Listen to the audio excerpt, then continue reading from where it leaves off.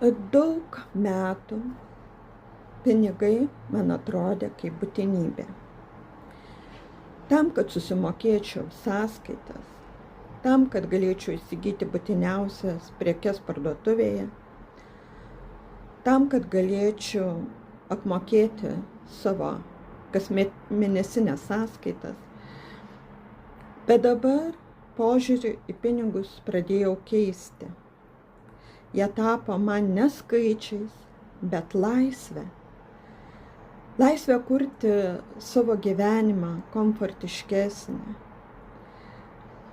Bilieto į sveikesnį, harmoningesnį savo gyvenimą.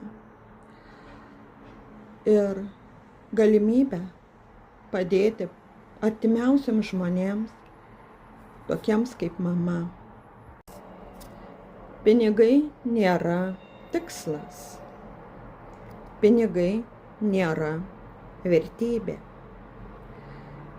Ir aš tam neprieštarauju. Aš su tuo sutinku. Bet pinigai yra įrankis mokytis, tobulėti. Pinigai yra galimybė keliauti, pažinti save ir pasaulį, kurti savo gyvenimą taip, kaip norisi, padėti sau pasiekti tikslus, eiti savo misijos keliu ir nešti žmonėms gerumą. Pinigai man yra atsakomybė. Aš turiu atsakingai juos naudoti. Taip, kaip juos naudoju, turi atspindėti mano vidines vertybės, parodyti, ar aš einu širdies keliu, ar tiesiog bėgu iš baimės.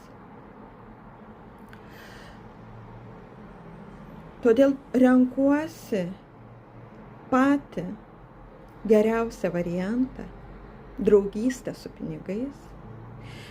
Ta draugystė, kuri būtų paremta pagarba, išmintimi ir gausos mąstymu.